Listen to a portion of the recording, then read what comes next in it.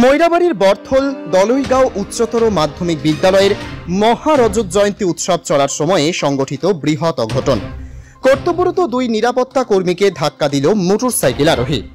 গুরুতরভাবে আহত তিনজনকে সঙ্গে সঙ্গে ময়রাবাড়ি গ্রাম্য চিকিৎসালয়ে নিয়ে ভর্তি করা হয়।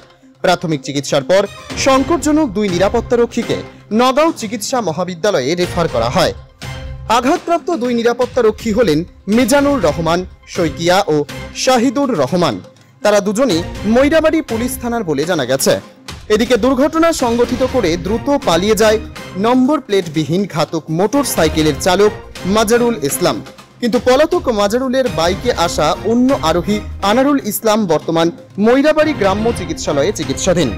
আনারুলের অবস্থাও সংকটজনক, তাই তাকেও উন্নত চিকিৎসার জন্য নগাঁও রেফার করা হয়েছে বলে জানা গেছে। ময়রাবাড়ি থেকে গণ আওয়াজ প্রতিনিধির রিপোর্ট।